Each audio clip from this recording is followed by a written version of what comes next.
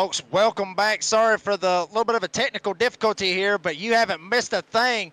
As Eric Schaefer, he has actually took the lead. Shane White is behind him, but here comes Harlow back here. He's trying to ease up here, but Kyle Benson stuck it straight down on the bottom, almost got into White, almost turned him sideways, as right now Schaefer leads going into turn one.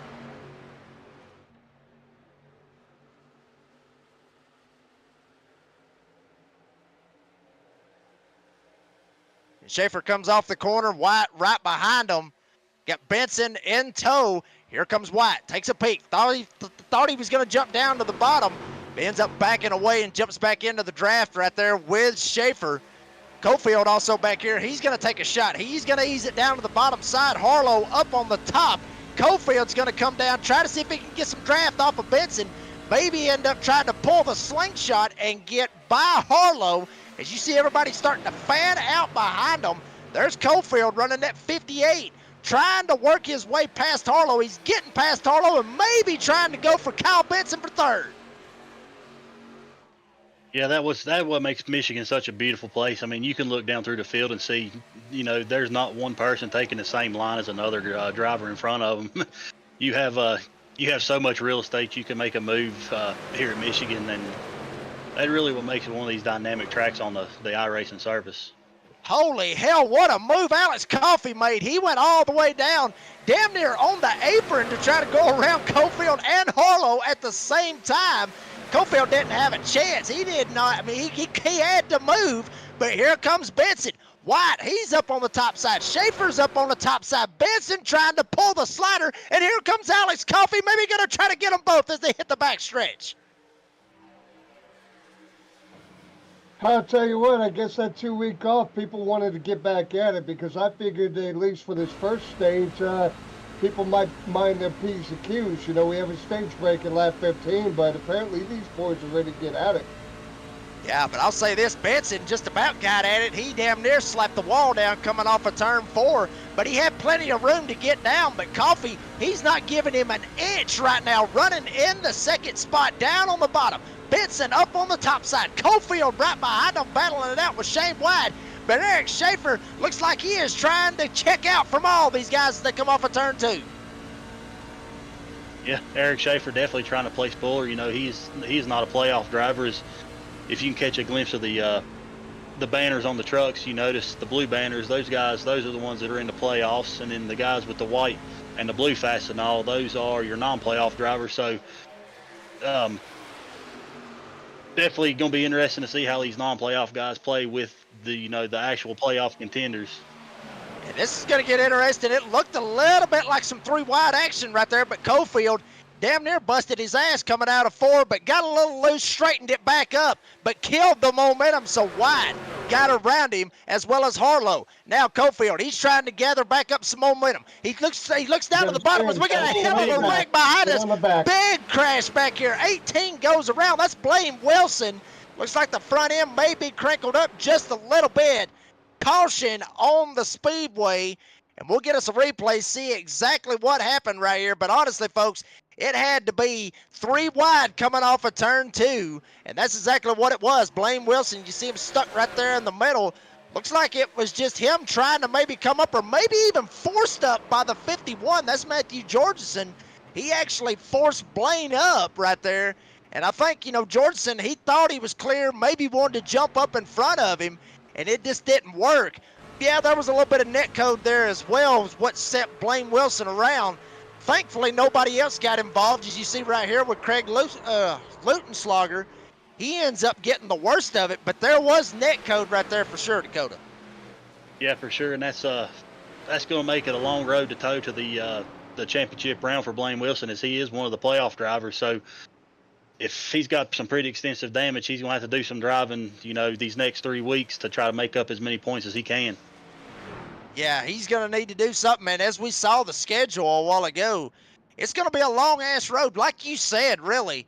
I mean, going from here to Knoxville, and then obviously the ultimate wild card, which I like to look at the wild card as Talladega, but Daytona's right smack dab right there at it. Check this out right here. A bunch of drivers starting to ease down pit road right here. right before the stage to go ahead and try to get some fresh tires right here. This is stage break, so I am curious that that many people stayed out because race control did announce this is the stage break. So multiple strategies here right off the bat.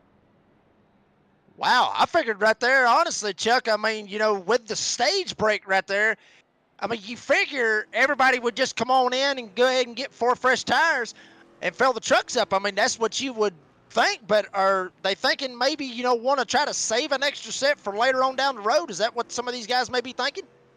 It's got to be what they're thinking.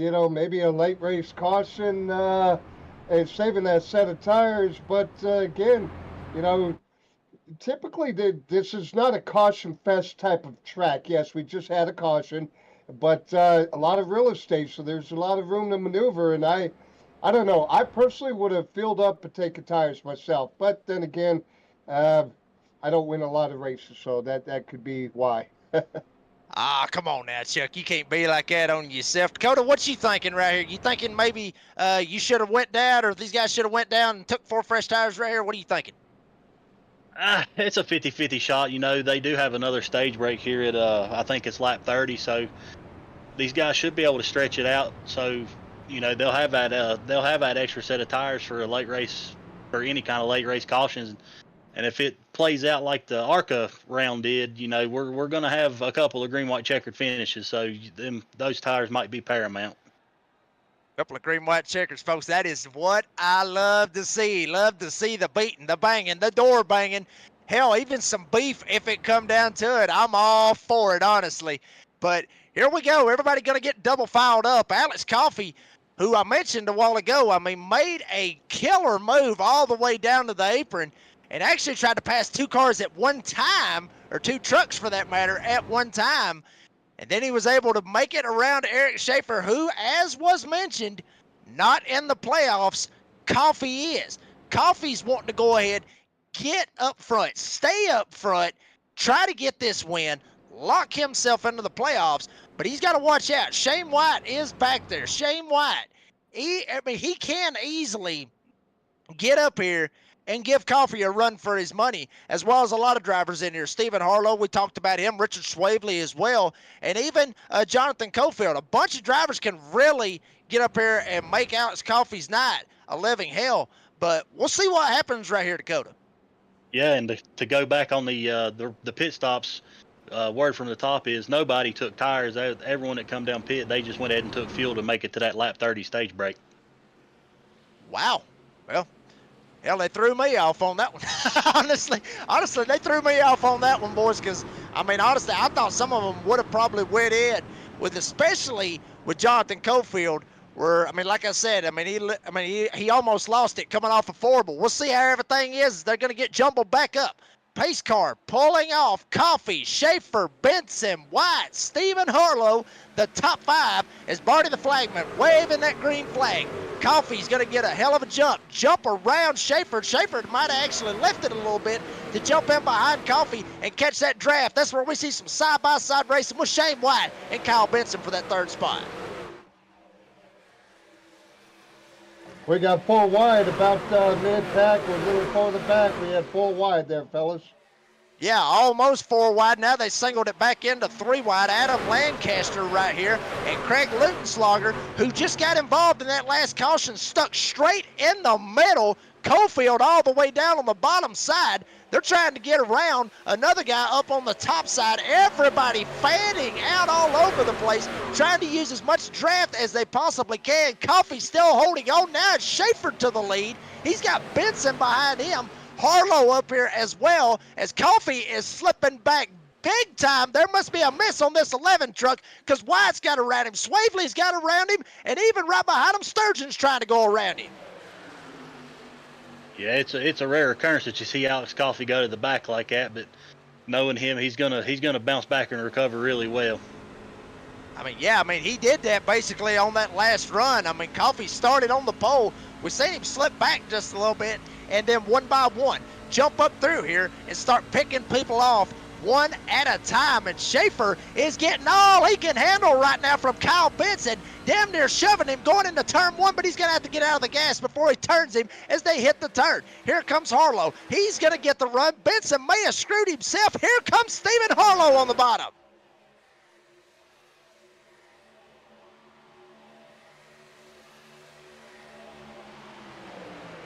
Schaefer going into three. Harlow down on the bottom. Wow, a little bit of door banging between Benson and Harlow. But Harlow's going to keep it down on the bottom. He's going to slide up, almost gets into the door of Benson. That's all Schaefer really wants to see is all these guys back here racing. Look at him going down to the grass. All the way down to the grass. That was Matthew Jorgensen all the way trying to get around Parker Bland. He was going to find a hole, and son, he made that hole. But it may end up costing him as everybody's starting to work themselves up to that top side coming off of two. Yeah, that's the beauty of Michigan. You know, you can use that apron to advance some positions, but if you don't get back up to the top so you can get that momentum run coming off of two, you're going to be in a world of hurt and lose them spots right back. And one driver I do want to mention is, wow, Parker Bland almost lost it right there going into three. The 26, Logan Sturgeon, sitting in the 6th spot right now. He started this race 18th, guys. That's some kind of stuff that you would usually see. And there you see right there, Logan, check him out, got the tank top on, trying to show off, flex them muscles. And son, he has flexed some muscle from 18th up to 6th. But Parker is wanting to try to get that 6th spot. He's working on him as they come off of two. Yeah, I got to give a shout out to Logan Sturgeon. You know, he's one of the admins over at the Xfinity Series, and you know he's a new father. He's got a beautiful baby boy too. So he's a man of many talents right here, and it's nice to see him back on the track too. Woo! Parker Bland, hold on to it, son. Wow, he was dirt tracking it coming off of 4, and he's able to hold on to it, but he is fixing to lose everything that he probably gained and then some, dropping back big time through the field. You see him, he's not even on the top 10 anymore. He's all the way back to 11th as everybody starting to work themselves. Here comes Shane White around the outside of what looks to be Stephen Harlow.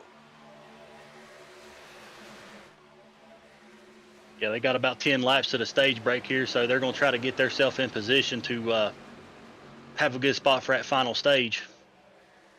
I'm telling you, these guys right here, I mean, I'm watching them come off the corners. It's like I said, I mean, you know, and I've said it before, I'll say it again. These guys are driving like they're on the quarter-mile dirt track, not too far from my house. That's exactly what they're doing, coming off these corners sideways, every single one of them.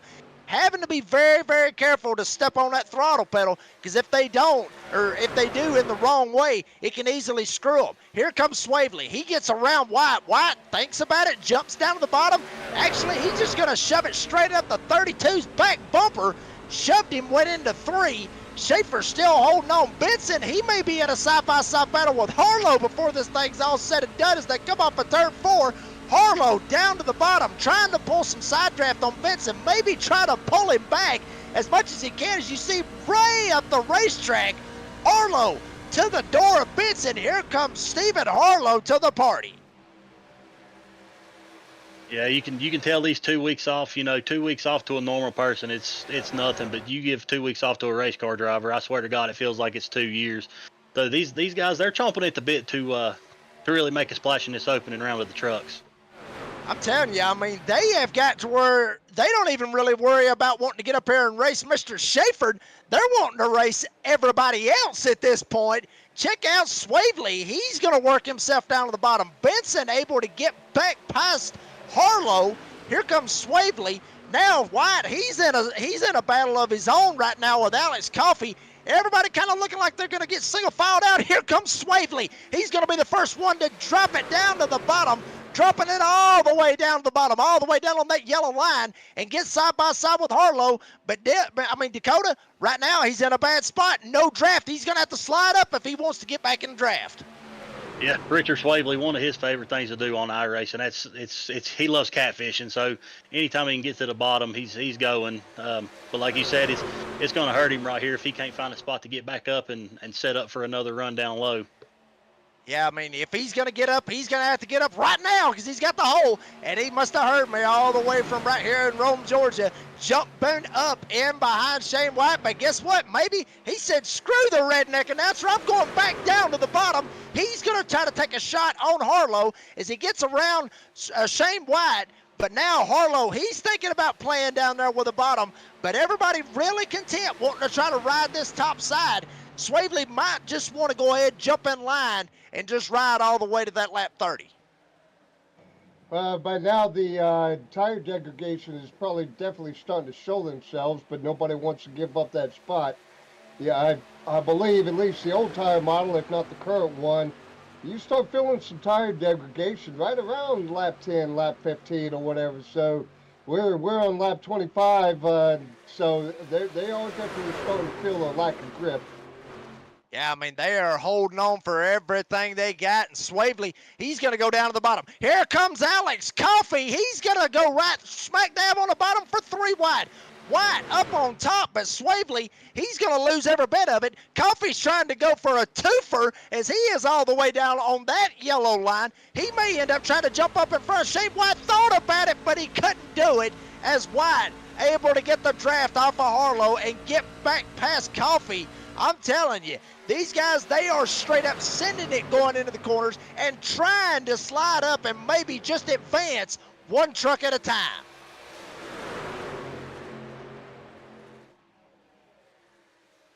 Yeah, it's definitely going to be an exciting finish here. We got about 4 laps left in this stage, so it's looking like it's going to be Eric Schaefer's stage, but it's God knows who's going to come out second through, on back through the field.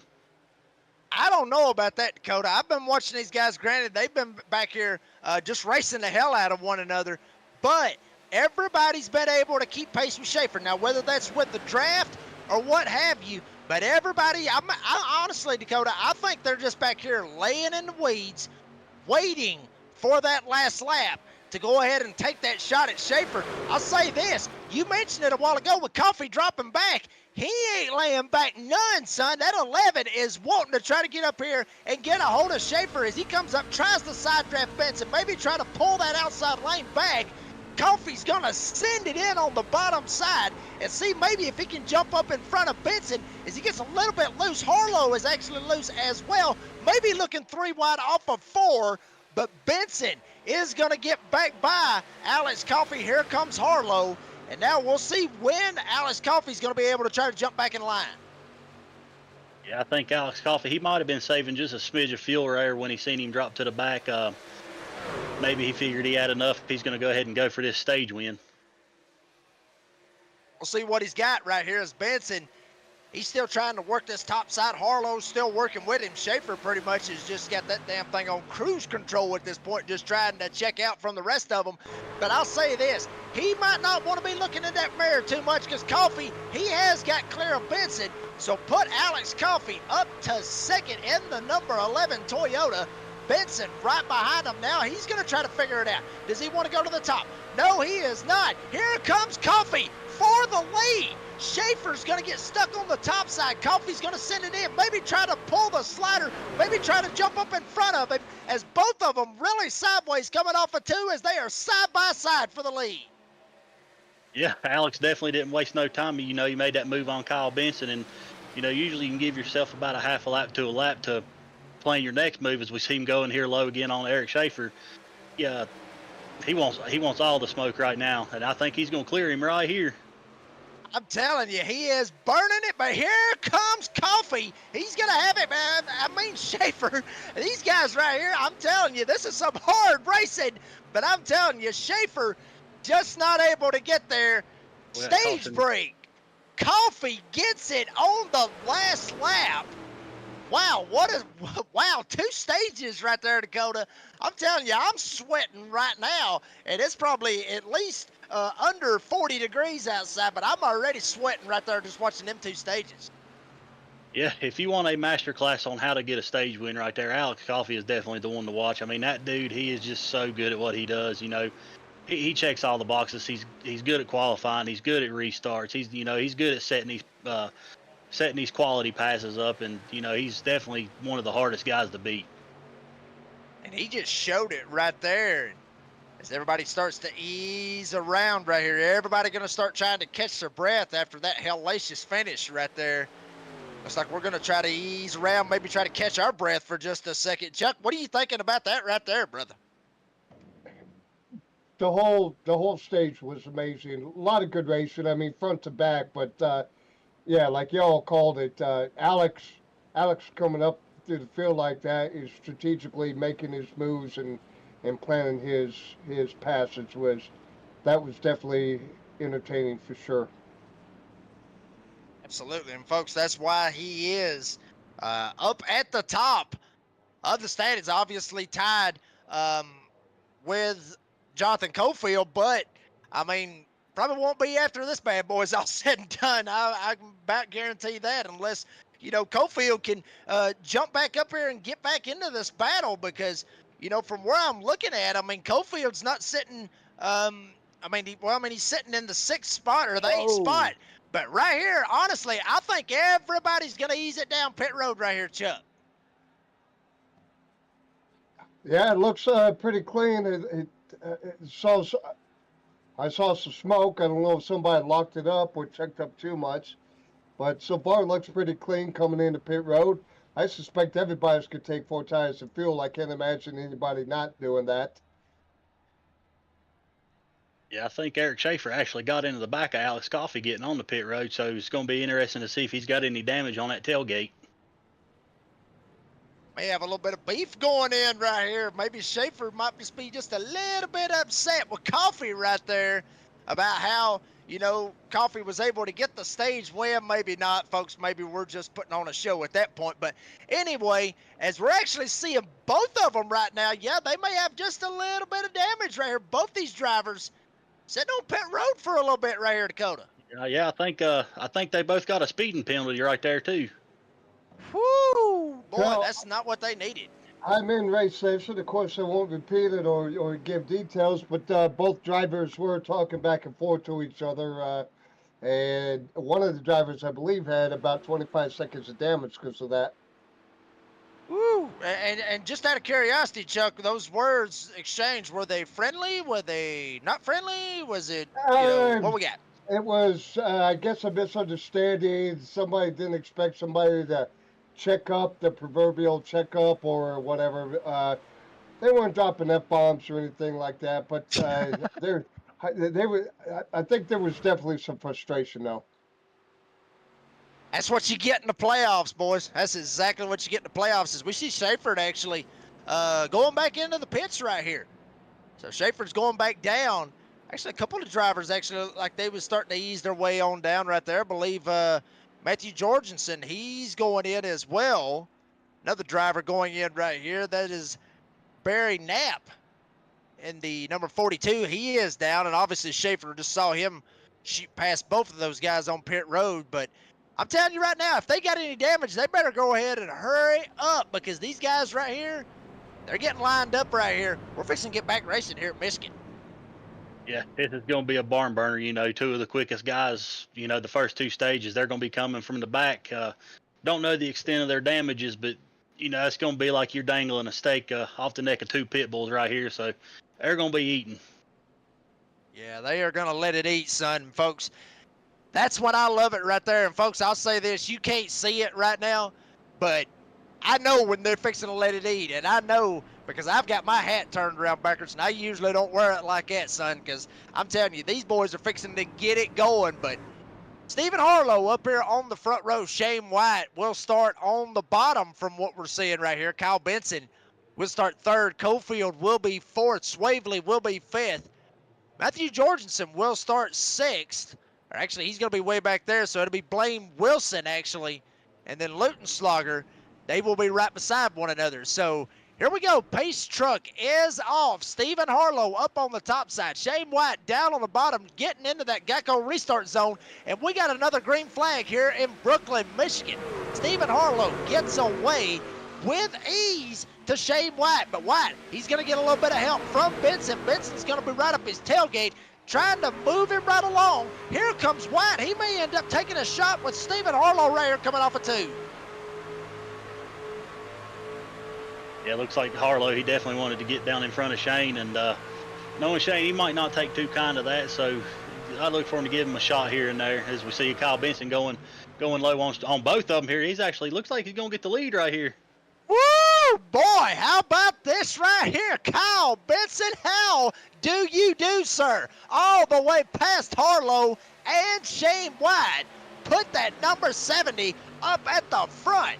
Wow, Kyle Benson, what a move, but he may end up having messed himself up here just a little bit, because this may have just opened Harlow and White's eyes. As they are seeing this right here, they're going to try to reel him in and try to get him back right here on the back stretch. Yeah, Kyle Benson, he's one of these kind of guys who kind of just lays in the top 5 real quiet like, and you know he should have won probably 2 or 3 of these races in the past rounds of this winter series, but he's always had a little bit of a string of bad luck. Got to spin, fellas. Got to spin. Yep, as we got a caution here. That's Parker Bland back there in the number 3. He's one of them that went around. I see the 79. That's Josh Lukovitz. He also goes around. And all of it really started right here with Parker Bland making some contact with Johnny Shade right here going into turn number 3. There you see Parker right there in the 3. And, I mean, from what I'm seeing right here, wow, from what I'm seeing right here, Dakota, it may have looked like that Johnny may have just came down and give Parker the old door and sent him straight down the track. At least that's from what I'm seeing. Yeah, I think they both wanted the same piece of real estate, and as we know, you can't put 2 trucks in the same spot without having some calamity. Woo! I'll say this, yeah, they might have been going for the same real estate, but Johnny just used Parker up right there. Coming off of turn 4, Johnny got really, really squirrely right here. You'll see it right here on the instant replay. That 23 was doing all he could to hold on to it, and he just ended up using Parker as a crutch. Watch this right here. You're going to see him just snap, just like that, just for a smidge. But, I mean, Chuck, when they're racing this hard and this tight right there, just like that right there, I mean, that stuff's just bound to happen right there. Yeah, you're right. I don't want to say that was egregious or any payback or anything. It just, like y'all said, just getting all you could get. 2 trucks trying to go for the same real estate. And, of course, Josh Lokovich, poor guy, he's got the worst luck of anybody I know, but just wrong place at the wrong time. Nothing he could do to even avoid that. It just happened so fast. I mean, nobody really took any, I guess you could say, hard hits. I mean, everybody's going to get a little bit of damage. I see Parker Bland still on pit road. Got Matthew Jorgensen. He's still on pit road. He hadn't really looked like he's got caught up in anything. Barry Knapp, he's also back here as well. Lukovitz is starting to pull off of pit road right now in the 79. You see everybody, all these guys right here still sitting on pit road trying to get damage fixed. But, I mean, I'm telling you, Dakota, Kyle Benson, what a sin by that 70 a while ago. I mean, he just saw both of them. He saw Shane White, Stephen Harlow. All right, y'all go ahead and race. I'm going to go around both of you. He just straight up sent it and made it stick and made it work. Now here he sits. I think he had right a buy one, get one free coupon on passes on that one, but hopefully he didn't push his show his hand too early there. We're just about halfway here, so hopefully he's still got a little something up his sleeve to throw these boys off and finally win him one here. And what it would mean for Kyle Benson to get the win tonight, go ahead and lock himself in that championship race at Old Atlanta in February. I'm telling you right now, he would be very, very ecstatic to get that bad boy lined up for him and not even have to worry about Knoxville or that track down in Florida, that Daytona International Speedway. He wouldn't even have to worry about them. He just had to concentrate on that Xfinity car at Old Atlanta. And I mean, Chuck, what are we expecting right here? Well, I want to caveat on that, if I may, Jacob. I agree with you, and I think, one, there's 2 factors why these boys are racing hard. One, they've been off for 2 weeks. Like you said, man, they just want to get back in and race. But how you said at the beginning of the broadcast, Daytona being a wild card, while that is true, being a super speedway, if you're not an accomplished dirt driver, that could also be a quote unquote wild card as well. So these boys are racing like this is their one chance to try and get that win, so they don't have to bout racing on dirt if they're not, if that's not their forte. And then of course, with super speedway is definitely the wild card. But you got two potential wild cards there, so this is kind of the one that's in everybody's comfort zone. So that's why I feel these boys are really going at it as well. I agree with you 100%, Chuck. I mean, that is a very, very good point on that. As the pace truck is off, Benson, White, Harlow, Swavely, and Lutenslogger up here in the top 5. Benson's going to get a pretty good jump. Green flag is in the air. Guess what? Harlow got one, too. Here comes Stephen Harlow down on the bottom. Benson's going to jump up to the top side. Here comes Stephen Harlow. He's going to get around Shane White, or is he? Yes, he will get clear of the 27 of Shane White. Now here comes Stephen Harlow. He's going to get up on the back bumper of Kyle Benson. Benson may end up getting a taste of his own medicine as they go into 3, which is exactly where Benson got around White and Harlow right before the caution come out. Yeah, there's one thing about Kyle Benson. He's kind of like Ryan Newman. He is one of the hardest guys to pass. He can make that truck 3 lanes wide if he needs to. He better try to figure it out pretty quick, because here comes Stephen Harlow. But White's going to end up jumping up to the top side. Maybe try to help him out just a little bit. Side by side for the lead. Stephen Harlow down on the bottom. He is clear as he's going to slide right up in front of Kyle Benson. Right behind him, you got Lutenslogger back here trying to battle it out with Richard Swavely for that 4th spot. They are actually coming up on some lap traffic that just went into turn 3. But Stephen Harlow got around Kyle Benson and takes the lead here at Michigan. Yeah, Craig Lautenslager, he's another one of them guys you got to watch out for. I mean, he led the points for a good portion of this whole winter series. Just being quiet and minding these P's and Q's, and he's about due for a win too. I'm telling you right now, honestly, Chuck, you said that this race was right there in their comfort zone. The way I look at it, this is 3 wild card races, and son, they are trying to get every little bit that they can. Lutenslogger's actually going to get back by Richard Swavely. Swavely, as you mentioned, Dakota, trying to get down on that bottom and try to work the bottom as much as he can. Actually, he said, screw it, we're going for the top, as Lutenslogger is actually going to go down to the bottom side of Shane White. So here comes the number 13 Toyota, Craig Lutenslogger. He's going to try to get it going, but everybody's starting to line up on the top. Yeah, I just don't know if going low right there is going to be the payoff right now. Maybe in a late race it'll be a good move there, but I just think you got to ride the top right now. Yeah, you basically got to staying in the momentum. And there's Charles Stevens riding on board with him. And I'm telling you right now, folks, this is a spot I would just go ahead and just pull over and let him go, because this right here is a very, very scary situation. And you can see the eyes of Charles Stevens really zoned in for every bit of this. He's going to slide around just a little bit. There's Josh Lunkovich down on the bottom. And there's Alex Coffey in the number 11, who got involved in some with Schaefer earlier on right here. But don't look like there's too much damage on that number 11. Coffey seems like he's starting to ease his way up through the field. You want to talk about how tight this racing is and how fast? From P1 to P14, it's less than a second apart in time. You got to go all the way down to P15 before you get a second separation from the leader. I'm telling you, that is a tight field right there, and everybody's starting to fan out. Looking 3 wide back there. There's Jonathan Cofield. He's trying to get down on the bottom side. Blaine Wilson stuck up on the top, but everybody starts to ease it back around as Johnny Shade looked like he almost got it stuck right in the middle.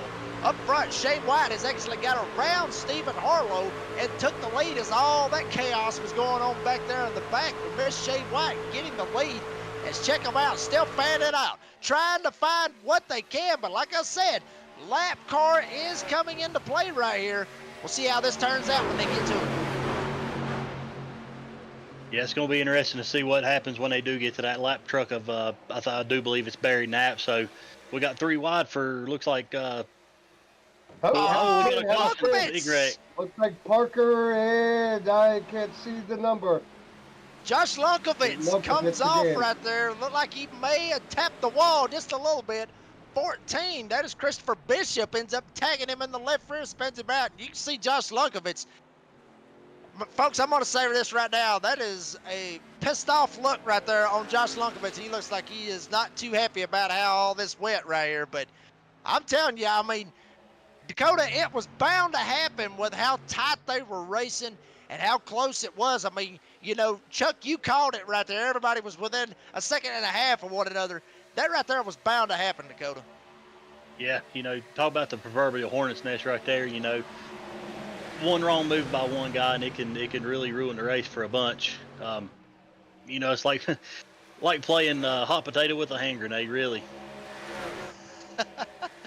Yeah, and may have looked like the Lunkovitz maybe held on to that grenade just a little bit too long right there, and I think it ended up going off. And poor Parker Bland, I mean, you hate to see it for this poor guy. Actually, Bland and Lunkovitz has been involved in a lot of accidents tonight. You see Bland, I mean, he was already sideways coming into 4.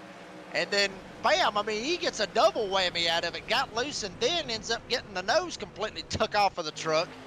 But, I mean, think back to a couple of cautions before this. Both of these drivers got caught up in it again. That's when Bland came down and got across Lunkovitz's nose. So, a little bit of deja vu. It's just the other way around right here. Yeah, Parker had nowhere to go. He was just driving along. All of a sudden, Lunkovitz's truck just comes right across his nose. And Chuck, we got a lot of guys going in. Some guys actually staying out. I see Shane White, Stephen Harlow, they stayed out. But Lutenslager all the way back through the field. Everybody goes in. I believe they went in and got 4 fresh tires. What you thinking, Chuck? Yeah, I'm still a little bit surprised that the top 2 stayed out. Unless they were lap cars, I don't believe they were. I think that 2 stayed out. And I don't know. Again, this is one of them tracks where tire degradation does play a factor, but you don't want to blow through your tires too soon. So, man, I'm not sure. What are your thoughts? I'm going to throw it back at you, Jacob. Honestly, right there, if it was me, I would have went in because I mean, you know, we saw Shane White, Stephen Harlow when they was, you know, going side by side when Benson shot around them like, you know, straight up just shot around them like a bullet coming out of a shotgun. I mean, he shot around them.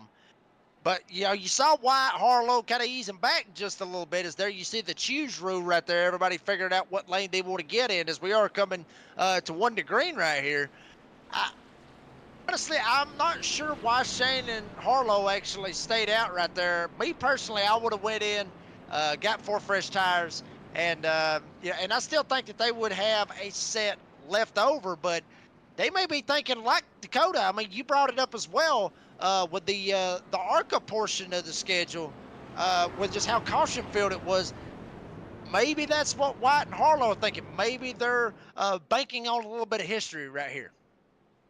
Yeah, like I said, it's if it plays like the previous rounds, you know, we're gonna have at least 1 or 2 green white checkers. So it's always good to have that set of tires in your back pocket.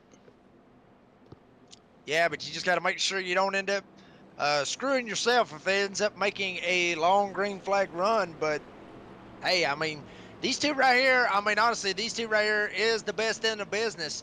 And, you know, Shane White, Stephen Harlow, very, very experienced and very, very well respected and great drivers. So these 2 cats know what they're doing. We'll see what happens right here when all this is said and done. Eric Schaefer, hate to see it back there. He's still sitting back in about the 16th spot after starting in the 2nd spot. We'll see if he can try to jump back up here. His pace truck is off. Shane White, he's up on the top. Harlow down on the bottom. Benson already shoving White before they even got to the box. Wow, Kyle Benson's ready to go. Green flag in the air. White, he ends up getting a fantastic jump. Harlow, not so much. Here comes Kyle Benson up on the top. He's going to get to the right rear quarter panel of Harlow, but White trying to check out from everybody as they come off a 2. Yeah, Kyle Benson definitely gives Shane the shot that he needed to really get a good jump there and resume control of this thing. Woo, here we go. I'm telling you, Whitey's going to back up just a little bit to Stephen Harlow.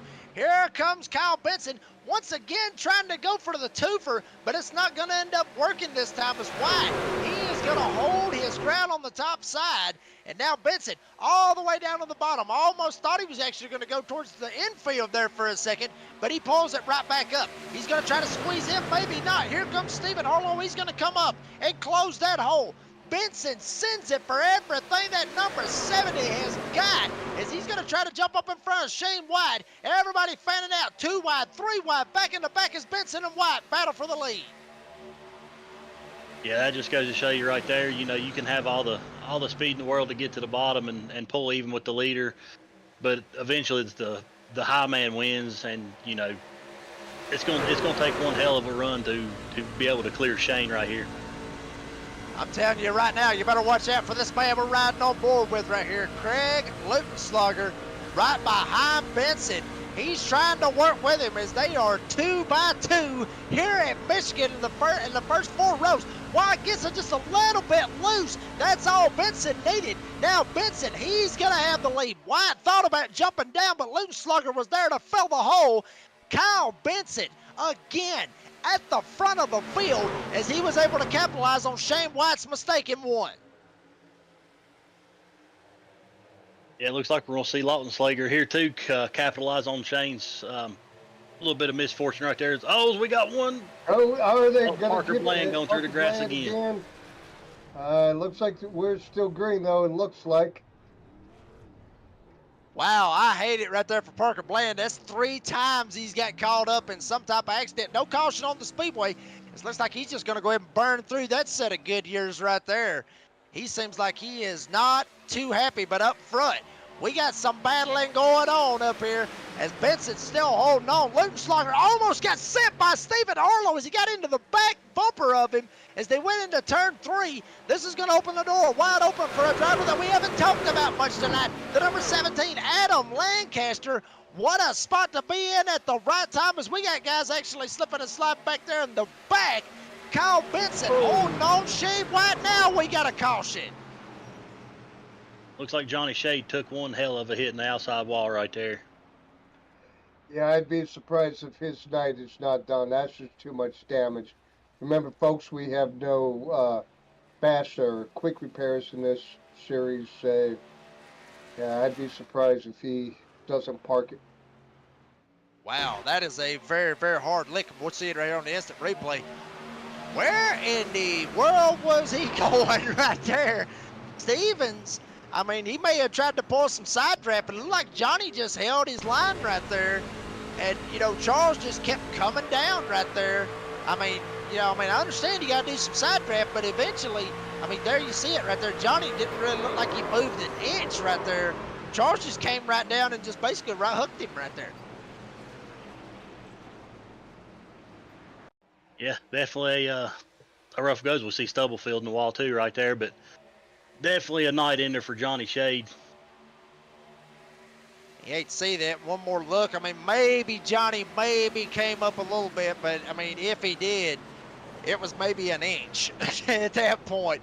I mean, Charles Stevens, he may have came down about 3 football fields to Johnny Shade's 1 inch right there. And you hate to see that for Johnny. I mean, Johnny, looked like he was going to have a productive night here tonight. And unfortunate to see it, especially when you get in the right hook right here. Now, Chuck, I'll bring it over to you right here. What's the game plan right here? Some of these guys, they still got some new rubber. Other guys, Shane White, and you got Harlow. Are they going right here? Well, I kind of lost the scenario as far as the mathematics of who has what left, and I don't have an overlay to show me that. But if you were one of those drivers that was saving a set, I would take them now because you still have a set. If you are one of those drivers that did not save a set earlier, I would now, if that makes sense. So if you only have 1 set left, I would definitely stay out in case there's another caution coming. If you were saving, I would go ahead and take advantage of them new tires now. I'll say this, one guy went, the other one didn't. Shane White, he stays out on the racetrack. Mr. Stephen Harlow coming in. He's getting him 4 fresh tires. So this right here may play factor right here for Stephen Harlow. As oddly enough, we actually saw the number 70, I believe, of Kyle Benson. He actually motored on down pit road right there. He was actually up front battling it out for the lead right here. So a lot of crazy strategies going on right here, Dakota. Yeah, while we're at it, let's pull Shane White into the booth and kind of pick his brain. Shane White, this is Dakota, Jacob, and Chuck in the booth. You got us, bud? How you doing? Man, this is it's been a hell of a race, and we just want to pick your brain a little bit about this pit strategy. You know, the last 2 cautions, you know, you stayed out both times, so kind of go through your thought process. Yeah, well, you know, the first caution, I really didn't expect everybody but Steven and I to go. Had I known that, I'd have probably went, but you know, I really don't feel like I have that many laps on my tires, maybe like 8 green total. So, you know, and then this round, I don't really feel like it's worth going all the way to the back. I mean, that's where every wreck's been. So I don't feel like it's worth going all the way to the back for it. So we're gonna stay up here and run it out until the tires start to wear, and then we'll figure it out from there. Yeah, definitely. And I'll give you A+ on that fake out on Kyle Benson there going down pit road. It puts you out in the lead. So yeah, I'm interested to ask him whether he was going to pit or whether that worked. I'm not sure, but either way. But yeah, anyway, like you said, one way to avoid the wrecks is be ahead of all of it. So we'll let you get back to it, and good luck the rest of the race, big guy. Thanks, guys. And I'll say this, Dakota. I mean, Shane, he has been, I guess you could say he's been the dominant guy in the field here this evening. I mean, obviously, we thought Alex Coffey was going to be the dominant truck in the field, but after the little bit of contact that he had with Eric Schaefer, looks like he's kind of, I mean, just kind of riding around mid-pack. Maybe he's just saving, you know, for maybe later on in the run. What you thinking? I don't know. I mean, these guys been racing hard all night, but that pay window, it's starting to slide open, and if I got a chance to lock myself into that championship round, I'm gonna do whatever it takes, so I wouldn't have to worry about Knoxville and Daytona. You know, just go ahead and cruise through them 2 races without a care in the world. I like the way. Go ahead. I was just gonna say, looking at the pylon, don't look now, but Cofield in P4 and Alex Coffey just outside the top 5 in P6. Both those guys that we spoke about are creeping their way back up. Yep, and they are ready to rock and roll as we got a green flag. Shane White, he's going to get a fantastic jump. Greg Lutenslager going to get a pretty good jump as well. Adam Lancaster, he's going to slip back just a little bit. Cofield, as you mentioned, Chuck, he may end up going past a bunch of them right here as he's going to get around the 17 of Adam Lancaster. He's going to get around Lutenslager, put Jonathan Cofield up in the 2nd spot. How about that? As Cofield's going to go for a second, and he's thinking about it right here. Cofield is definitely a sly, sneaky race car driver. How about this right here? Cofield being sneaky as all get out, started 11th here in this race. He's in a side-by-side battle for the lead with Shane White. Jonathan Cofield down on the bottom. Shane White up on the top side. Cofield's going to send it down on the bottom, maybe try to slide right up in front of Shane White. Will he be able to do it? He's got it for just a minute. Will he ease up? Everybody fan it out. Maybe 3 wide back there in the back, but Jonathan Cofield in the 58, he will take the lead, and Shane White is going to shove him all the way going into turn 3. The 58 takes the lead. That is Jonathan Cofield here in Brooklyn, Michigan. Yeah, Jonathan Cofield, he's definitely had a quiet night, but you know he was the regular season champ for a reason. You know, it usually don't take him long to get up to the front. When he does, it's game on. And actually, him and Shane are actually teammates, so I'd like to be a fly on the wall right now. We've seen these guys right here race as all get out, but race very, very clean. between one another over in the Sunoco Cup Series, and they end up putting on a hell of a show. I've got a feeling we're probably going to see another one here tonight at Michigan International Speedway in the first race of the round of 15 for the Fastenal Winter Series. Cofield down on the bottom, White up on the top. White tried to see if he could work this top side, but not able to do it. But he's going to get a little bit of a run. He gets the run off the top side. He's going to get to the right rear quarter panel of Cofield. Damn near turned him at the line. White is going to get back to the door, but Cofield may end up sending it back down on the bottom and maybe try to get clear. There is a lot of racing going on at the pack, but folks, it is hard to turn away from what we're seeing for this battle for the lead. Yes, it's definitely setting up for one hell of a finish as we see 3 wide for 3rd, 4th, and 5th place right there. So, you know, these boys ain't done racing hard. Woo, White, he actually slid up, almost got in the fence. Here comes Richard Swavely up here. He's going to try to jump up there. And how about Kyle Benson? Once again, it's going to send it on the bottom and get around Shane White.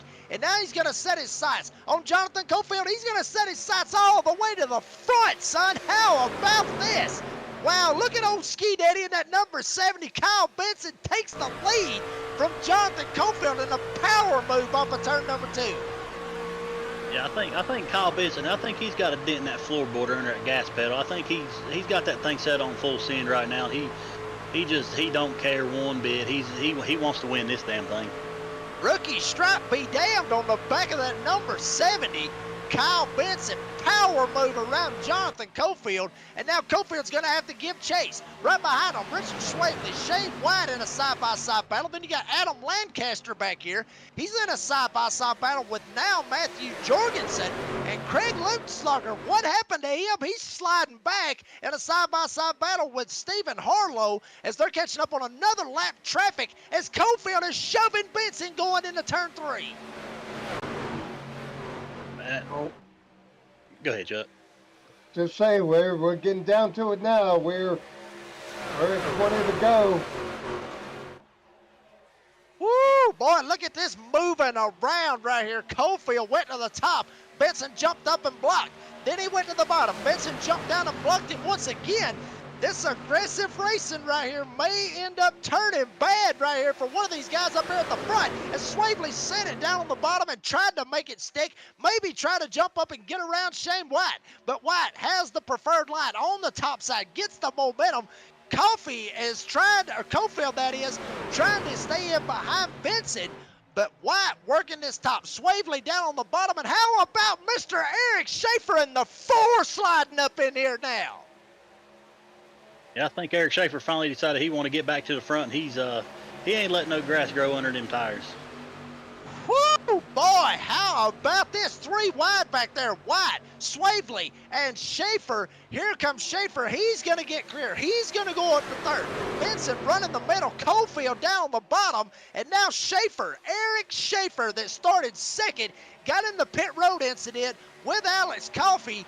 He has jumped his way up into the podium spot right in front of Richard Swavely and Shane White. So Eric Schaefer may not be out of the woods yet tonight here, boys. Yeah, that's what I love about this, the MPI Xfinity Series. I mean, this is just such a great group of drivers. You know, any given night, you can expect any one of these guys to be up front. You know, we seen it earlier. You had Alex Coffey and Eric Schaefer. Then it went to Stephen Harlow and Shane. Then you had Shane and Cofield. Now you got Benson and Schaefer. I mean, it's just, you don't know who's going to win these things from one night to the next. And I got to give props to the drivers and the admin team who really picks the best of the best to run this, and you know, keeps the riffraff out, because it puts on hell of a racing, you know, for us in the booth and you know, the fans watching at home. Woo, I'm telling you, damn it, boy, come get you some, Mr. Schaefer.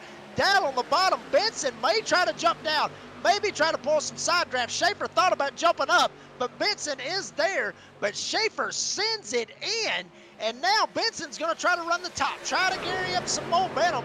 Better watch his back bumper, because Jonathan Cofield's not out of the woods yet. He's got Swavely right behind him. Here comes Benson, gets the draft, gets to the inside. Schaefer's going to get stuck up on the top side. Benson working the bottom.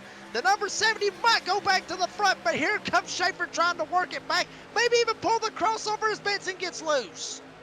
Ooh, that could have went bad real quick. Luckily, Benson got it back up under him. Oh, spinning, spinning, spinning, spinning. Got one spinning back there. That is Alex Coffey, and the number 11 went through the grass. Adam Lancaster in the 17 also getting involved as well. Holy hell, Dakota, what a race right here we're getting. And it's still more than 10 laps to go as you see Blaine Wilson having more struggles here this evening. Yeah, like you said, I'm breaking a sweat, and I'm not even holding a damn steering wheel right now. So, all as we see is just, ooh. I think that might have been, yeah, I think that might have been a clear case of not clear from what I was seeing right there. I mean, honestly, Adam thought he may have got it. And actually, wow, I mean, he just kind of got right hooked right there, honestly, from what I'm seeing. I mean, but that's tight racing right there. I mean, Blaine got stuck in the middle, tried to get off the guy up on the top side, and Adam may have tried to jump up and try to maybe do some side drafting. I mean, just everybody just beating at one point right in the middle. I mean, that's going to happen right there, Dakota. Yeah, I think what started it was Matthew Jorgensen was. It looks like he was a little loose up top, and he was trying to get the truck back up under him, and that I think he come down a little bit into the 17, and maybe that's what started this chain reaction. Yeah, you see the back end kind of snap around right there, and he's chasing it up the track, and he gets loose again, and yeah, that's just the I think it was the 18 trying to anticipate what was going to go wrong with Jorgensen's truck, and just collected the Lancaster in them. I mean, that's stuff happens. That's the way we look at it right there. I mean, that's just how it is. But check this out right here, Chuck. You got a lot of guys down there on pit road, but Parker Bland said, screw it, I don't even want any tires as he stays out. Well, I don't know if that's the best call, but I mean, I get Parker's position. Like, he's been banged up all night. I mean, he got nothing to lose. Maybe he don't even have tires left, so maybe he had no choice but to stay out. I mean, why go in if you ain't got no tires left? You know? Probably not to get run over, but that's just my opinion. No, I mean, if you're on those I shoes, I mean. I get that too. Maybe he just wants to get some spotlight there, and maybe he'll pull off, and maybe he'll just gracefully let everybody pass. But no, I love what y'all said earlier about this schedule and giving props to the admins. I'd like to caveat on that. Good job of Chris Pogar and the admin. What an exciting group of races for the playoff rounds. I mean, this schedule is off the chain, and I'm excited. Telling you what, the schedule might be off the chain, but son, it is off the chain here tonight at Michigan. We'll see if we maybe can bring somebody in as they are going 1 to green. We'll see if we can find somebody as fast as I'm scrolling through right here. Looking for one guy, and apparently I can't find him. I was actually going to bring in Mr. Eric Schaefer, figure out about all this crazy stuff that's been going on for him. Actually, there he is right there. End up asking you shall receive. Eric Schaefer, we know you're 1 to green right here. But, brother, I'm telling you, you look like you was in some serious problems right there about the middle part of the race, and then all of a sudden, here you are, wide open right here at the lead. Yeah, middle part, I didn't know how the tire strategy was going to play out, so I told Alex, and I was going to follow him for a little while after we made that contact on pit road, and yeah, then me and Benson pitted, and I figured what the heck, man, just time to go send it. Well, I tell you what, Mr. Schaefer, you get out there and you send it, try to bring home this win, bubba. Thank you, sir. Eric Schaefer, I'm telling you right now, I mean, even though he's not in the playoffs, Dakota, we talked about this. Drivers not in the playoffs, they can play spoiler. Looks like Schaefer may end up doing it here tonight. Yeah, you've got 2 non-playoff drivers at the front of this thing heading this restart up, and a bunch of hungry playoff guys wanting to lock ourselves into Atlanta. I know we keep going back to that, but it's just so important to lock yourself into that final round and not have to worry about these next 2 races. We'll see what happens right here. Parker Bland, he is the leader. Schaefer actually goes before Bland as the green flag is out. Not real sure exactly what's going on right here, but wow, Schaefer went before Parker Bland went, and Parker was the leader. So I'm not real sure exactly what's going to happen right here. Schaefer goes way up the racetrack, all the way up to the top. That's going to open the door wide open for Kyle Benson. He's going to slide up. He's going to take the lead. Cofield's going to come right behind him as the wrecking behind him. Bland goes around. Everybody's sliding down to the inside and caution out on the speedway. Yeah, I think Schaefer might have been told to give that spot back for jumping, or maybe he was going to get a black flag. So I'd say out of the kindness of his heart, he went ahead and was trying to give that spot back. To confirm, that is, I'm in session, and that was what the commentary or was going on in race session, that he was given the spot back. Good man for Schaefer to do that, and good man to not send them down pit road and end up just, giving them a black flag and making them have to serve it. So just give the spot back, no harm, no foul. But it may ended up kind of saving him right there, because what a hellacious hit Parker Bland ends up receiving right here in this number 3. I mean, we talk good about him for staying out and being the leader. And you see it right here. Wide, he actually looked like he may have just lost the grip on the wheel a little bit, sends it down. How about Stephen Harlow? Look at that right there. Had the right front wheel kicked up, trying to jerk the wheel back to the right. Holy hell, that's some driving right there by the 5 truck of Stephen Harlow. Yeah, he didn't know how much track he was going to need to get away from this, but he knew how much he was going to use. That's crazy. Oh my gosh, what a move right there by Harlow. It may end up costing him a little bit, because, I mean, he was up there, but looks like he's actually going to be back in the back from what it's showing. Got a couple of guys actually look like they're heading your way right there, Chuck. Yeah, I'm trying to see what they're doing. I don't see too many people going down pit road up now. My camera view's not on it, but yeah, get down to the nitty gritty, boys. And I mean, I mean, I'm speechless. I don't know what to say. Eric Schaefer is on a mission, so let's see what he does. Well, I mean, I was going to turn this over to y'all. I mean, Chuck, I'll bring you back right here. We made picks before the race, and at this point, folks, hell, we forgot at this point. We don't even remember who the hell we picked. Unless y'all got a piece of paper at home and y'all wrote this down and kept track of it, I guarantee you we didn't write it down. But, Chuck, who do you think's going to win it? I actually do. Write it down. Funny you say that. I got a little grease board that I write down, and once again, I have to apologize to Alex Coffey, because once again, I did a broadcast jinx on him. But my second pick was Jonathan Cofield, and he's in P2 right now. So I don't know. I guess let's not count out old Mr. Cofield. And I am once again sorry there, Mr. Coffey. All right, DW, Dakota, what you thinking here, brother? Man, I'm still going to have to go with my boy Shane. I mean, he's doing all the right things right here. So I think he'd probably fire me from being his crew chief on Wednesday nights if I didn't pick him. So I'm going to have to stick with Shane. I'll tell you what. I mean, I tell you what, Chuck. Who the hell did I pick? I don't even remember who did I pick. Well, you kind of piggybacked with me with Mr. Cofield, and I don't remember who your primary pick was. Well, I tell you what. I mean, I was thinking Cofield. I'm probably going to stay with Cofield, but one driver, and obviously this has been the first race that I've been able to call in this series. Actually, I think you said Swavely. I think you picked Richard.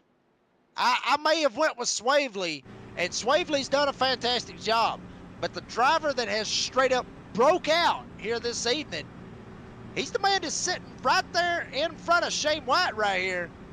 That's Kyle Benson. That's 70. I'm telling you, Yeah. He has rocketed all the way around here at Michigan. He's went for twofers around numerous drivers and jumped that number 70 up there at the front. I got a feeling, granted, Cofield, Swavely, they're still in it. Even Shane White's still in it. But that number 70, Y'all talking about some hungry dogs. That number 70, son, he is hungry here this evening. Yeah, and looks like Eric Schaefer actually got an EOL, so it looks like his chance for the win is going to be out the window. That is unfortunate to see with that whole deal right there. But anything is possible, especially here at Michigan. Pace truck is off. Kyle Benson, Jonathan Cofield, Shane White, Eric Schaefer, or excuse me, that's Harlow, excuse me, back there. They are the front four as the green flag is out. Kyle Benson gets away with a pretty good jump over Jonathan Cofield. Cofield, he's actually maybe going to get a little bit of a shove from Shane White. Benson jumps up, tries to put the block on him. Here comes Cofield all up in his tire tracks.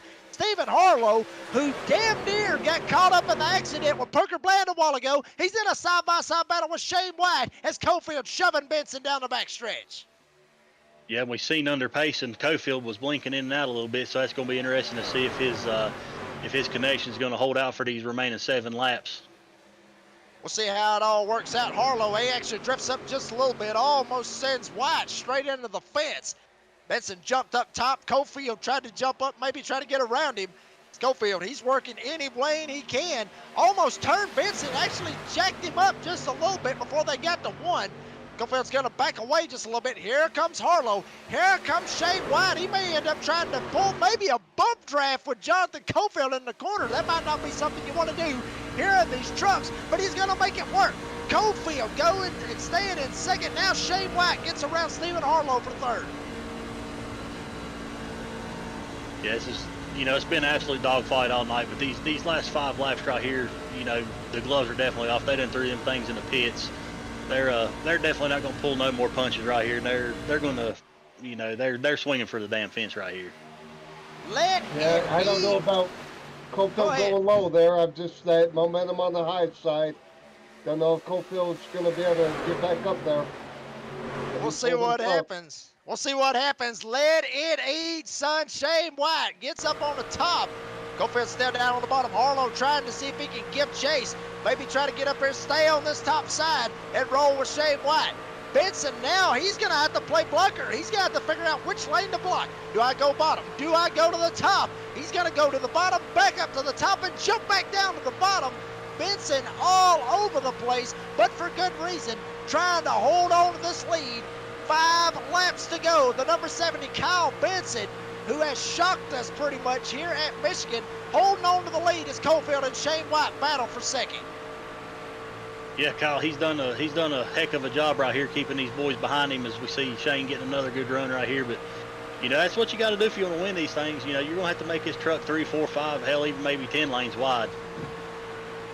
Do what you can. Pretty much just block the whole damn interstate. That's how you got to do it.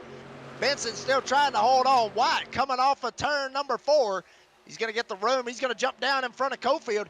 Maybe a little bit of team orchestrating going on right here between Shane White and Jonathan Cofield. Maybe setting up for a last lap pass. Benson, he still has it. White, he's going to be in a side-by-side battle with Jonathan Cofield. As we see everybody trying to hold on for every little bit that they got. Oh, we got a record. Here we go. Benson, he's going to hold on to the lead as White's going to send it down to the bottom as we got a caution. Big wreck back there. You called it. You called it. Yes, sir. You called it. You called it right there. It looked like maybe Richard Swavely, I believe, was one of those drivers that got involved. There's Mr. Swavely right there in the 32. And he was having a hell of a run. He really was. Unfortunate to see him get caught up right here in the later portions of this race. And there you see Swavely just had a bad, basically, Dakota, wrong place, wrong time for what that whole deal was right there. Yeah, it looks like Eric Schaefer, he thought maybe he was clear, but he definitely wasn't. He just pushed Lancaster up into the 32 of Swavely and really just set that whole thing off right there. Yeah, it's unfortunate to see right there. Wow, and then Swavely just got the whole 32 knocked off the left side door. Looked like the 14 just came through and maybe pulled some ARCA brakes right there. The 14 being Christopher Bishop, excuse me. Just kind of just drove straight through there and really didn't give a damn is the way it looked like. And bam, there it is right there. Either that or he thought Swavely was going to stay up. But wow, what a hit Bishop and Swavely takes right there. And now Bishop, he may end up being in a bad spot as well. As we got pit road open, Chuck. What are we thinking here? We got some guys going in?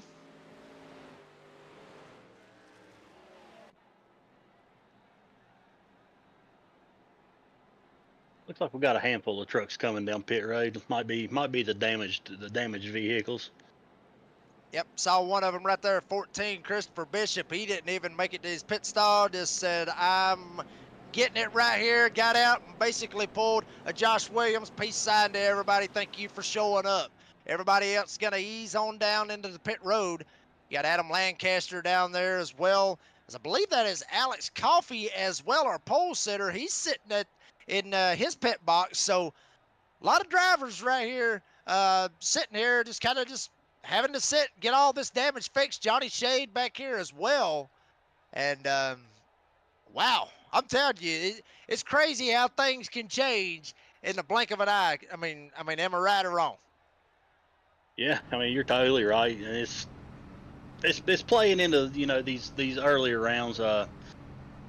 Cautions breed cautions, and there's going to be green white checkers guaranteed. It's going to be interesting to see if we got to use all three of them. Maybe we can get away with one, but I think we're going to get at least one more. Woo! All right, Chuck, what are we thinking here?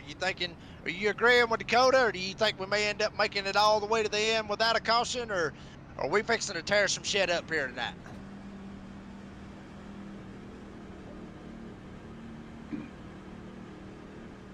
We'll go with that. That's the way we'll look at it, I guess. I guess we're fixing to tear some stuff up here this evening. Benson's still right on the front, but as we mentioned, these guys, being able to, do this lane choice, we'll see what happens. Benson, he's going to go low. Looks like White's going to go high. Cofield obviously going to go up with White, his teammate. And then Harlow, he's going to be right in behind, Kyle or Benson right here. So, wow, I mean, everybody kind of fanning out, trying to figure out where they're going to be. Check out Matthew Jorgensen right here. He's back here as well. Started 13th. He's all the way up to 6th. And how about this right here? Tip of the cap right here, guys. 79. Josh Lunkovitz, all the hell that he's went through here tonight. Started 20th on the field, damn near dead last. Now here he is, finds himself in a 3-to-go situation right here with a green-white checkered. He's sitting in 9th. What about that? Yeah, he's bounced back, and got to also give a shout out to Barry Knapp. He was on the verge of going a lap down, and he got a lucky caution, and he's right there beside the 79 Lokovitz too. So, right place, right time.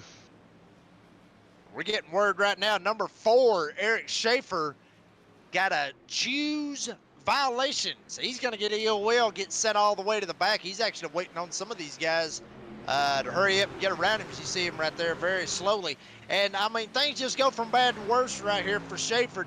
Jumping the start after we talked to him. Maybe we shouldn't have brought him up in the broadcast booth. I think we may end up screwing him on that one. But, we'll end up talking to him afterwards. Hopefully he won't be too pissed. But here we go. Kyle Benson, Shane White on the front row, Jonathan Cofield, Stephen Harlow. That is the front 4. Green-white checker to tip. Number 1, Benson gets a hell of a jump over Shane White and Stephen Harlow. Now side by side, Harlow, Shane White, they almost make contact going into turn 1. Benson trying to get on that loud pedal, shove it straight through the floorboard and try to get away as fast as he can. Yeah, if I'm Kyle Benson, I'd have reached up there and broke that rear view mirror off. I don't want to see no part of it. I just want to see clear track ahead of me if they want to wreck. Oh, there they go! Shane White goes around Harlow, Cofield, whole damn field piling in 17. Adam Lancaster gets in as well. Wow, tight, hard racing happens right here. And that's what Kyle Benson, I'm thinking, wanted to see was chaos happen behind him. And guess what? It might have been a late Christmas gift, but Kyle Benson, you got it right there, brother. That was the Michigan big one right there, boys. Sorry, by the way, my headset had disconnected if you were trying to talk to me. We got you, brother. Good for you to come back, and right place, right time for you to come back. Check this out right here, folks. Basically diagnosing a whole lap right here. Harlow down on the bottom. You got Shane White up on the top side. Benson's trying to check out. Here comes Cofield. And even you got a bunch of other drivers, basically, we'll call it the way it is right here. Look at this right here. Looks like Cofield, wow, huge net code between Harlow and Cofield. Ends up getting Harlow all but sideways, and then poor old Alex Coffey slams hard into Harlow. He gets sent around, and everybody else pretty much just diving, ducking, dodging, doing whatever they can.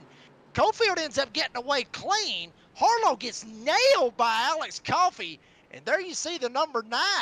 That's Charles Stevens. He ends up getting slammed as well. But wow, I mean, Chuck, you called it right there. The Michigan big one. All hell has broken loose here in Brooklyn, Michigan.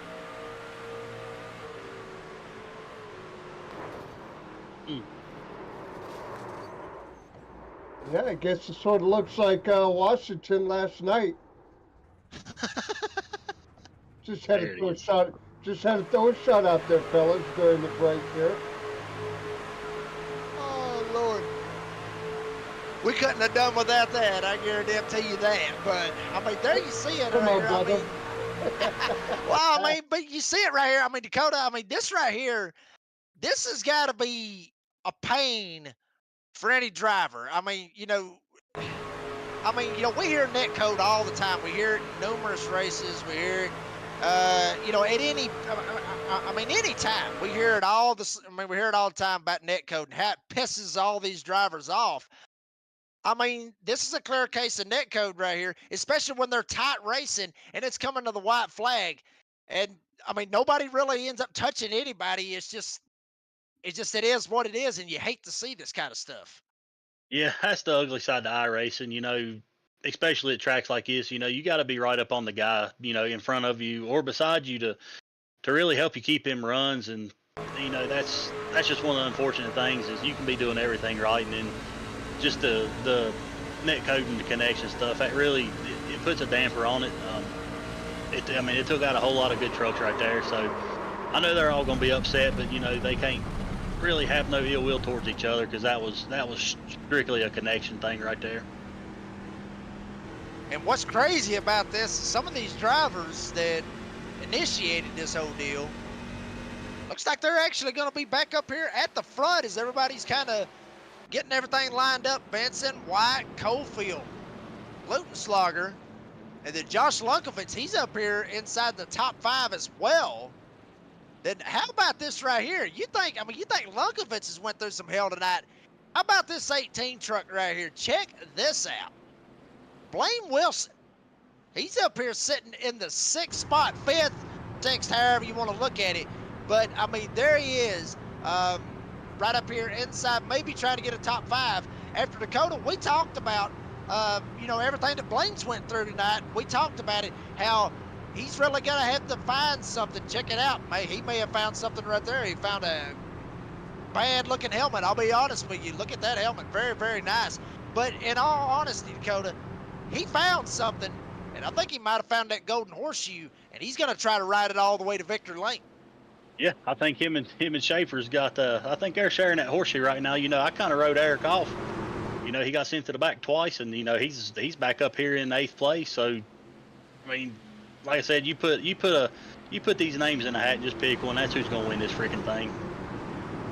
I'm telling you right now. We mentioned Josh Lokovich, P5. Yep, Yeah, I mean, Parker, and started Parker 20th. Parker Blaine's back up to 9th.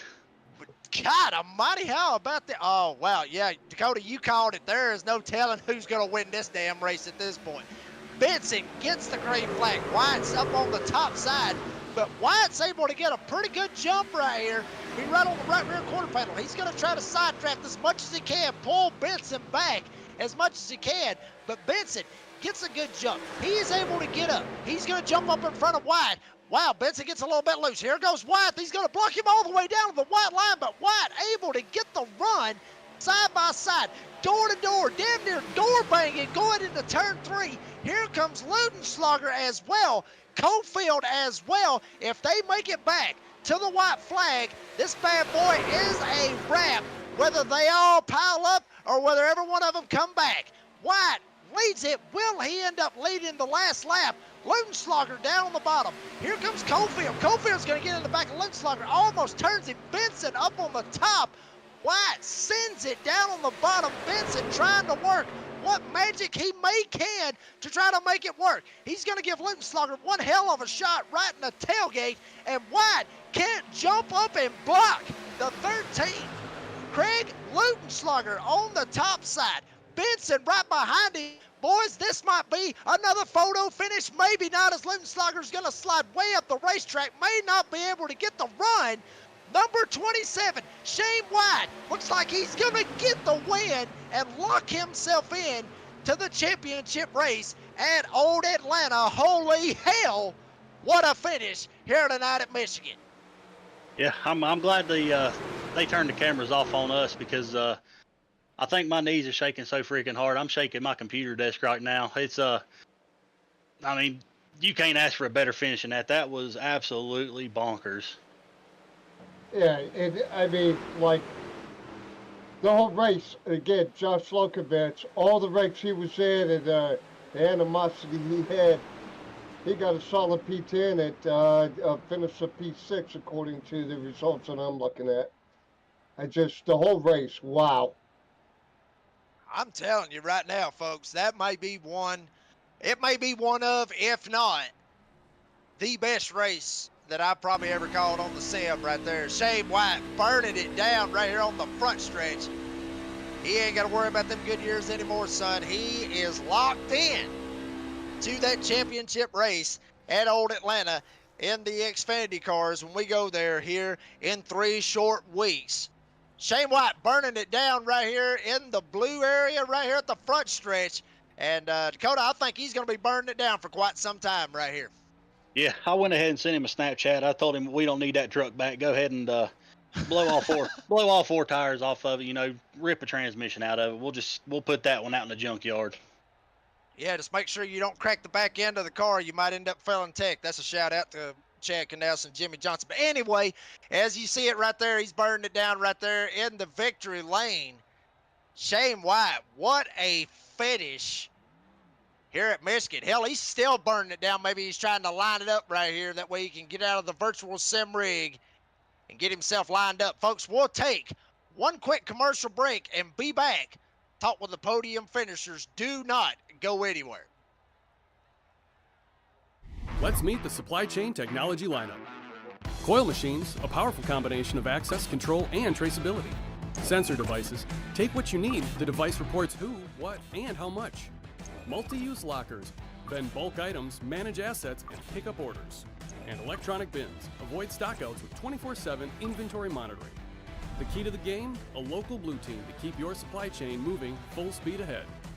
Fastenal, where industry meets innovation.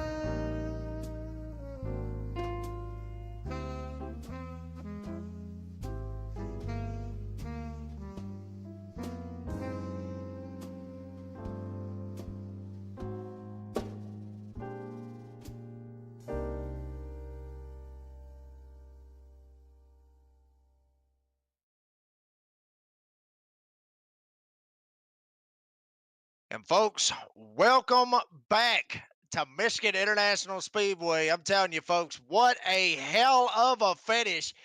And Dakota, you standing down there with a man that you call races for, that you basically spot for the Sunoco Cup Series, Mr. Shane White in victory lane. Take it away. Yeah, Shane, this is Dakota and the boys in the booth. You got us, buddy? What's going on, man? Man, I know I done sent you a Snapchat telling you congratulations and stuff, but man, that was one hell of a finish. And I know as bad as my knees are shaking, I know you're probably cool as a cucumber. I know you don't get too excited over these things, but kind of unpack this big win for you.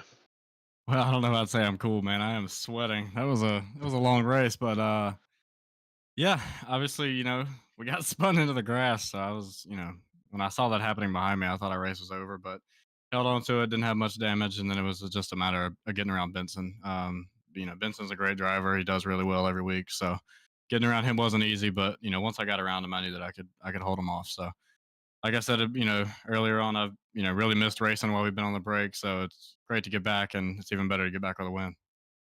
Yeah, definitely a big win, and kind of it's got to be a big sigh of relief. You don't have to worry about Knoxville next week and Daytona. You can kind of just go out and have a little bit of fun these next 2 weeks and get ready for Atlanta.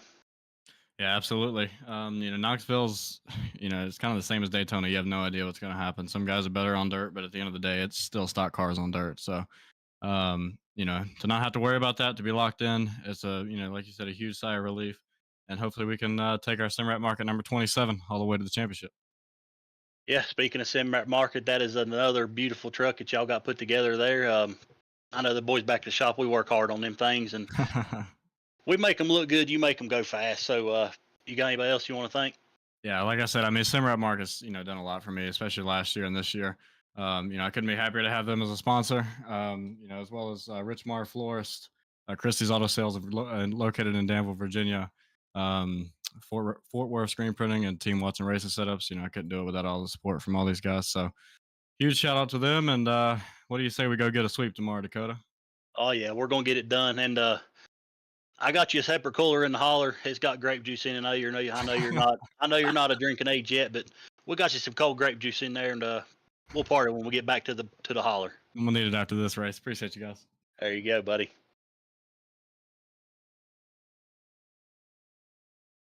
Well, I'm telling you right now, that sounded like a pretty good deal. And by the way, Dakota, if you get a chance, I'll get it with the other cooler with the adult drinks. If he's going to have the grape juice, I'll end up taking the adult drinks. But we're going to bring in the second place finisher, Mr. Craig Lautenslager or Lutenslager. I'm sorry, I probably pronounced that wrong, Craig. How do you pronounce that right there, brother? Lautenslager. Lautenslager. Okay, my apologies. And to be honest with you, I probably should have got it right to start with because, brother, I'm telling you right now, y'all put on a hell of a show all race long. You included. You started seventh. We saw you maybe get into a couple of, maybe a couple of instances, whatever. But just, like Dakota said, pretty much just unpack this hellacious 86 laps now it is that y'all had tonight here at Michigan. Yeah. It was a good race for me. Kind of established, I think, early in the race. I felt like I had one of the better cars, could save for the long run, but I also had really good short run speed.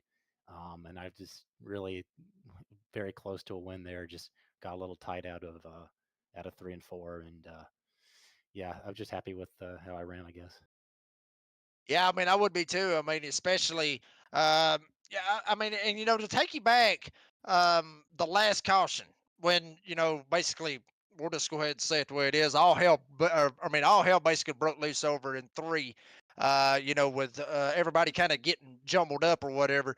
What's going through your mind when you're seeing all that? Because we saw you able to slide past it, but a lot of other drivers seemed like that they wasn't able to get by it. So, what was your mindset seeing all that? As soon as I saw them starting to get into the fence, it's just trying to take evasive action. But at the same time, like I'm slowing down for the wreck a little bit, but at the same time, the back of my mind to know that if they come off the corner and whatever reason it stays green, I'm screwed if I lose too much speed. So I was trying to get past it as quickly as possible, and sometimes those things just come down to luck, and that was one of those lucky instances. But I really just was able to get high on him, I think, and get above Cofield. I'm telling you right now, Craig, you put on a hell of a show here tonight. But now we go into two races that we talked about it, more or less are wild card races. Next week going to have Knoxville, and then after that one, basically the ultimate wild card, which is Daytona. What are we thinking for this number 13 going into these next 2 weeks? I think for Knoxville, I need to go do some like officials dirt or something and get used to it. I haven't raced dirt in the trucks since about 2020, so try to get as much stuff under my belt and maybe come out with a top 5 or top 10 or something, and then it's going to be Daytona for the last race. Anything can happen, and I'm a good super speedway racer. I've got some of my buddies in the race, and maybe I'll have enough of a points cushion I can just stay out of trouble, but I'll be prepared to go hard at Daytona. That's where we like it right there. And Craig, before we let you go right here, obviously we see Black Widow right there on the side, got a little Hot Wheels back there as well. Anybody else that you want to thank that made this second place finish possible tonight? Just thanking my teammates in this league, the guys who put this league on, and Progar and all them, and yeah, just having a lot of fun, and yeah, just all the people in the league for showing up. So as long as the league stays fun, that's all that matters to me. I'm telling you right now, y'all keep on having that kind of racing, son. Y'all gonna end up just keeping it fun the way I look at it. But number 13, Craig Lawton Slager. If I said that right, I'm pretty sure I got it right that time. So, Craig, appreciate your time, brother. We'll see you next week in Knoxville. Thanks. And that was Craig Lawton Slager, folks. Sorry for all the fans out there. We was close. But anyway, Chuck, are you standing by right there with Jonathan Cofield? I am, good sir. Hey, Jonathan, my friend, Mr. Cofield. How are you, good sir? Great finish. Chuck, how you doing, buddy? Doing well. Talk me through that race. But before you do, Uh, you've always been the topic of picks amongst the broadcasters. So you started 11th and you finish again once again on the podium. Talk us through your race and how you methodically went from 11th to a podium. Yeah, just a bad qualifying run. Lost off of 4 on the first lap. Couldn't get no speed going for the second lap. But yeah, I had a bad starting position. Had a good plan for the race. Everything kind of worked out the way I wanted it to. A little disappointed. Another race ruined by the 5. I don't know what his deal is, but it's getting a little annoying. But yeah, had a fast truck. Even with that damage, being able to back with those guys up front. But if I wouldn't have got thrown into the wall, maybe it'd have been different. Well, we spoke about it before, though, before the race amongst the broadcasters, though. You're always one of those fellas. It's definitely in the topic of being on the podium or at the minimum a top 5. But you're very sneaky about it.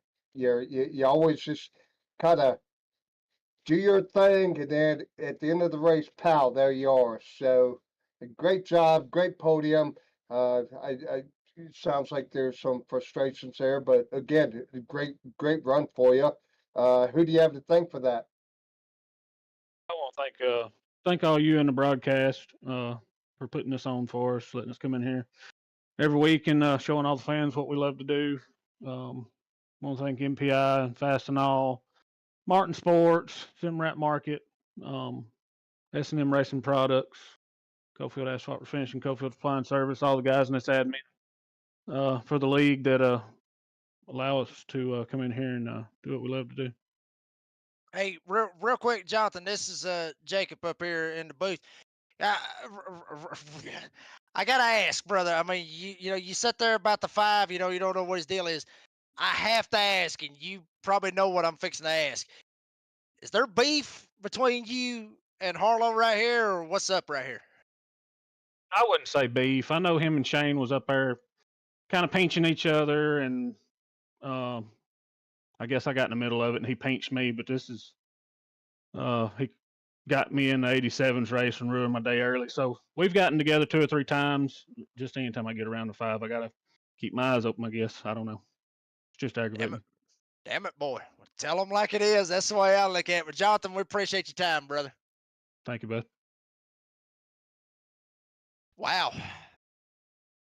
Love it. That's all I know what to say about that. Love it. But You know, God love it.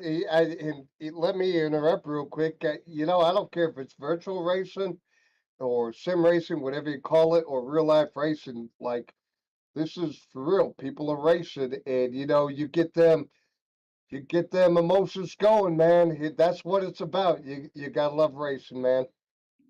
absolutely. Well, folks, I mean, that was a hell of a finish. We'll bring up the results right here. Shane White gets the win. Craig Lawton Slager gets that second place finish. Jonathan Cofield gets third. Kyle Benson, hell of a run right there for Kyle Benson. He will end up getting fourth. Eric Schaefer will finish in fifth. Josh Lunkovitz will finish in the sixth spot. There you see the rest of them. You know, you got Knapp, Stubblefield, Jorgensen, and Bland. How about that right there? That number 3 went through, I don't even know, 9 cautions. I'm sure he was probably a part of about 6 of them. But Bland, the number 3, finishing in the top 10. How about that? Yeah, the bounce back with number 6, Lunkovitz, and the bounce back with number 10, Parker Bland. Props to both of those drivers.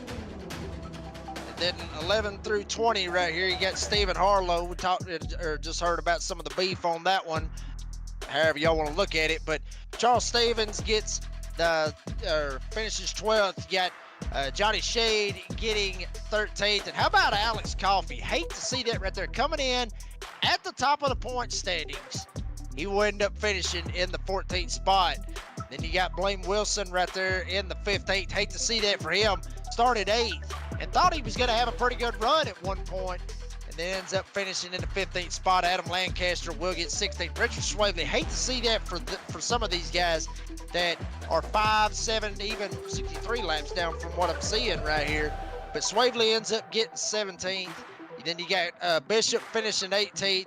Sturgeon ends up getting 19th. And good old Charles Phelps, good old Chuck Phelps right there. He ends up maybe cranking it up for maybe 1 lap out there.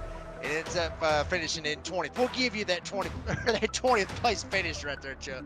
Yeah, thanks, brother. I appreciate that. Yep, no, I accidentally entered as a driver. My bad. But thanks for the props, my friend. It's all good. Well, folks, closing thoughts right here, Dakota, on what was a hellacious start to the round of 15 for the Fastenal Winter Series. Yeah, I know you can't ask for a better race than that. You know, major props to the drivers for giving us one hell of a race to commentate on, and huge shout out to everybody who tuned in on YouTube and stuck with us through the connection issues, and a huge shout out to Eddie Smith, directing this whole thing, kind of chugging along, getting it back up, and huge shout out to you and Chuck. Y'all make this fun, and kind of sad that next week I'm hanging up my announcer hat, but I'm grabbing that damn helmet off the shelf, and I'm gonna be in a truck for that Knoxville race. I'm a dirt guy at heart, so they gonna have a whole new beast to contend with next week. I'm gonna mix it up with these boys. Oh hell, that might be good. That might be bad for that competition out there at Knoxville. Chuck, you got any final thoughts, brother? Well, I didn't know that about you, Dakota, so good luck next week. I did not know that, so I'll be, I don't know, scared of being in the booth, but great being with you, Mr. Reeves, and yeah, what a great race. Michigan always, real life and or sim, it's just a great venue to watch a race.